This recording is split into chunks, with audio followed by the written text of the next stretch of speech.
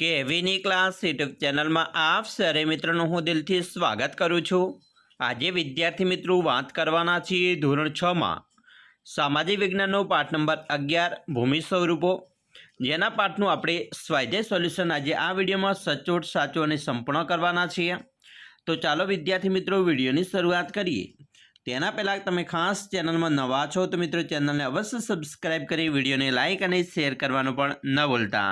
સામાજિક વિજ્ઞાનનો પાઠ 11 ભૂમિ સ્વરૂપો, જેના સ્વાધ્યાયની અંદર વાત કરીશું। પ્રશ્ન નંબર 1 છે, નીચેના પ્રશ્નોના જવાબ લખો। પહેલો પ્રશ્ન છે, ભૂમિ સ્વરૂપ કોને કહેવાય? મિત્રો આપણે જવાબ લખી શકીએ, પૃથ્વી સપાટીનો અમુક ભાગ ચોક્કસ ઊંચાઈ, ઢોળાવ અને આકાર પ્રાપ્ત કરે ત્યારે તેને ભૂમિ સ્વરૂપ કહેવામાં આવે છે। બીજો પ્રશ્ન છે, પર્વત એટલે શું? તેના મુખ્ય પ્રકારો કયા કયા છે? તો સમુદ્ર સપાટીથી લગભગ 900 મીટરથી વધુ ઊંચાઈ ધરાવતા તેમજ ઓછા કે તીવ્ર ઢોળાવ અને સાંકડા શિખરો ધરાવતા વિસ્તારની પર્વત કહે છે। પર્વતોના મિત્રો મુખ્ય 4 પ્રકાર છે, જેમાં 1 ગેડ પર્વત, 2 ખંડ પર્વત, 3 જ્વાળામુખી પર્વત અને 4 અવશિષ્ટ પર્વતનો સમાવેશ થાય છે। પ્રશ્ન મિત્રો 3, ઉચ્ચ પ્રદેશ અને મેદાન વચ્ચેનો તફાવત જણાવો। જવાબ જોઈશું, ઉચ્ચ પ્રદેશ જેમાં સમુદ્ર સપાટીથી 180 મીટરથી વધુ ઊંચાઈ ધરાવતા ભાગને ઉચ્ચ પ્રદેશ કહે છે, જ્યારે સમુદ્ર સપાટીથી 180 મીટરથી ઓછી ઊંચાઈ ધરાવતા ભાગને મેદાન કહે છે। ઉચ્ચ પ્રદેશ તેમાં પૃથ્વી સપાટીનો 18% ભાગ રોકે છે, જ્યારે મેદાનમાં પૃથ્વી સપાટીનો 55% ભાગ રોકે છે। ઉદાહરણ તરીકે લઈએ તો તિબેટનો ઉચ્ચ પ્રદેશ, માળવાનો ઉચ્ચ પ્રદેશ, લાવાનો ઉચ્ચ પ્રદેશ, જ્યારે આમાં ઉદાહરણમાં જોઈએ તો ઓસ્ટ્રેલિયાના મધ્યનું મેદાન, પશ્ચિમ સાઇબેરિયાના મેદાન, ગંગા યમુનાના મેદાનનો સમાવેશ થાય છે। પ્રશ્ન 2, યોગ્ય વિકલ્પ વડે ખળિયા પૂરો, જેમાં પહેલો પ્રશ્ન છે, પૃથ્વી સપાટીના આશરે ખળિયા વિસ્તારમાં પર્વતો આવેલા છે, તો આપણો જવાબ થશે 26%। 2, ભારતનો સાતપુડા ખળિયા પ્રકારનો પર્વત છે, જો જવાબ થશે બ, ખંડ પ્રકારનો। 7, ચારે બાજુથી પર્વતમાળાઓથી ઘેરાયેલા ભૂમિભાગને ખળિયા ઉચ્ચ પ્રદેશ કહે છે, તો આપણો જવાબ થશે આંતર પર્વતીય ઉચ્ચ પ્રદેશ। 4, સરેરાશ સમુદ્ર સપાટીથી ખળિયા ઊંચાઈ ધરાવતા સપાટ ભૂમિભાગને મેદાન કહે છે, તો આપણો જવાબ થશે આશરે 180 મીટર સુધીની।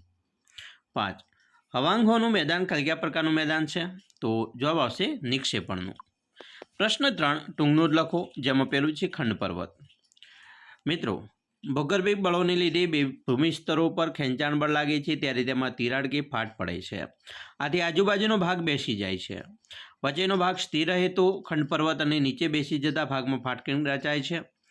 જર્મનીનો હોર્સ્ટ પર્વત તેનું શ્રેષ્ઠ ઉદાહરણ હોવાથી આવા પર્વતને હોર્સ્ટ પર્વત પણ કહેવામાં આવે છે। ભારતમાં આવેલી નીલગિરી, સાતપુડા, વિંધ્યાચલ ખંડ પર્વતના ઉદાહરણ છે। બીજો પ્રશ્ન, ઉચ્ચ પ્રદેશનું મહત્વ।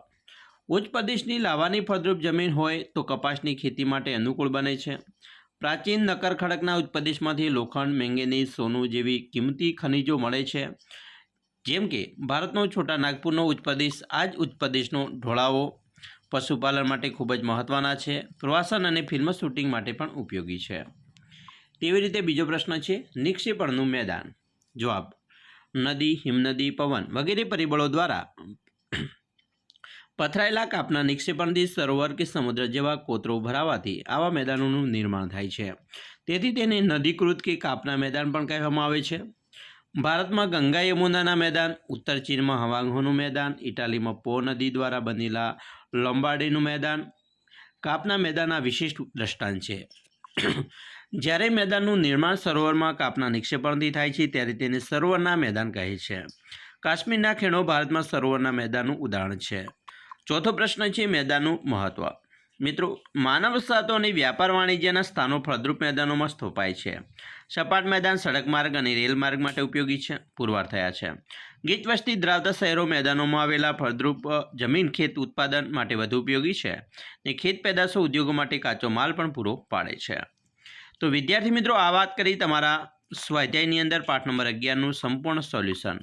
અમે આશા રાખીએ છીએ તમને આપણો આ વિડીયો ખૂબ જ ઉપયોગી નીવડશે, અને ખાસ વિડીયો ગમે હોય તો મિત્રો લાઇક, શેર અને સબસ્ક્રાઈબ કરવાનું પણ ન ભૂલતા।